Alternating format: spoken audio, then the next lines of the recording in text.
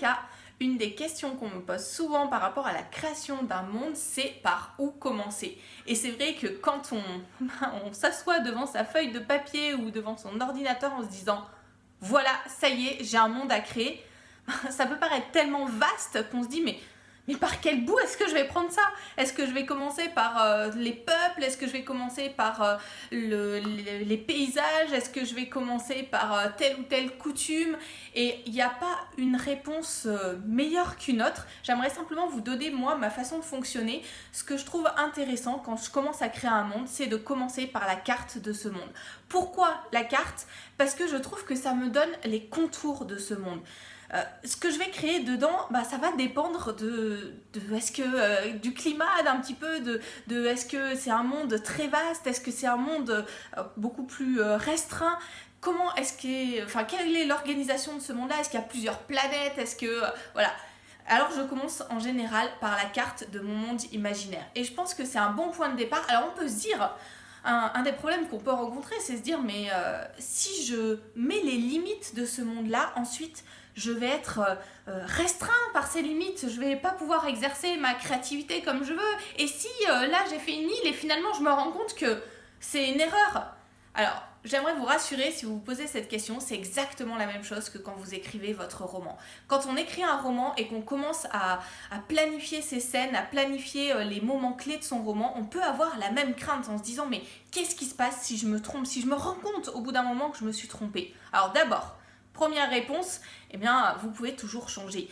Ça m'arrive, là justement, je suis en train de me poser la question par rapport à un passage de mon roman que je suis en train d'écrire où mes personnages principaux sont sur un bateau et ils sont en train de remonter le long d'un canal, enfin voilà, et je suis en train de me dire, est-ce que ça va correspondre à la cartographie de mon monde? Est-ce que c'est vraiment la bonne chose? Et je veux pas changer ce que j'ai mis dans le roman parce que je pense que c'est nécessaire pour l'intrigue. Peut-être que je vais changer un petit peu ma carte, je vais voir au moment de la correction, pour l'instant je me pose pas trop de questions, j'avance, mais je vais voir au moment de la correction s'il n'y a pas des petits changements à faire sur ma carte. Et ça, vous pouvez toujours changer. Donc n'ayez pas peur de ça. Et puis la deuxième chose, c'est que votre réflexion, elle va se nourrir de tout ce que vous allez apporter, de toutes vos idées pour votre roman. La carte, elle va nourrir votre intrigue va nourrir la carte, et ça va tourner comme ça ensemble, et ça va donner quelque chose de bien. Vous avez besoin de poser des limites quelque part pour être plus pertinent ensuite, pour pouvoir lancer votre réflexion. Si vous êtes toujours dans quelque chose de trop vaste, ça devient beaucoup plus difficile de réfléchir à votre roman. C'est vrai pour la création du monde, c'est vrai pour vos idées. Il faut faire des choix à un moment donné et dessiner la carte de votre roman. Commencez par là, de votre monde imaginaire, commencez par là. Ça peut être un bon moyen de poser ces premières limites qui vont vous donner envie de poursuivre la création de ce monde-là, de réfléchir à, tiens, maintenant que vous avez mis des rivières ici, pourquoi est-ce que vous ne mettriez pas des peuples à côté parce que les rivières apportent des ressources en nourriture ou etc. Pareil pour les montagnes, voilà, vous allez pouvoir réfléchir à des choses plus concrètes une fois que votre carte sera faite. Alors moi, c'est ce que j'ai fait.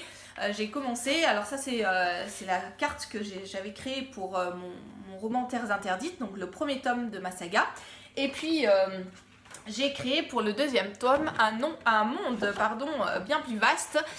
J'ai agrandi cette carte, alors voilà, ça donne à peu près ça. Une première idée, c'est une carte qui n'est pas terminée, que je vais compléter au fur et à mesure. Il me manque encore plein de noms de lieux, il me manque encore certainement de paysages, peut-être des marais à certains endroits, bref. Il me manque encore plein de choses et ça m'amuse énormément de me dire que je vais la compléter encore. Ça ne m'a pas empêché d'écrire le brouillon de mon roman et les choses vont se nourrir les unes des autres. Donc aussi, petit conseil, vous n'êtes pas obligé de tout mettre sur votre carte au départ. Ça va se faire petit à petit, ça se construit un monde et c'est vraiment une aventure formidable. Pour aller plus loin, pour découvrir toutes les astuces, par exemple si vous ne savez pas dessiner, comment faire pour dessiner votre carte, à quoi est-ce qu'il faut réfléchir de vraiment pertinent sur cette carte, quels sont les premiers éléments à y poser, ceux qui vont être essentiels pour créer vos peuples, comment créer ces peuples, comment créer un monde qui ait une histoire bien plus vaste que simplement cette carte, qui est un monde qui est de la profondeur. Je vous donne toutes les clés dans la formation de cette semaine, comment créer un monde inoubliable en 5 étapes. Je vous mets le lien de cette formation dans la description de cette vidéo. C'est une formation audio accompagnée de fiches au format PDF avec les points clés à reprendre pour avancer et puis les exercices à mettre en place. Vous allez voir, j'ai découvert plein de choses. Moi, je savais pas du tout dessiner.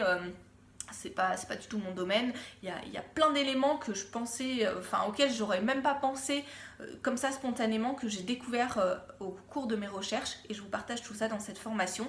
Allez-y, le prix est encore bas aujourd'hui, mais le tarif augmente tous les jours, donc n'attendez pas, et je vous retrouve derrière avec les premiers conseils.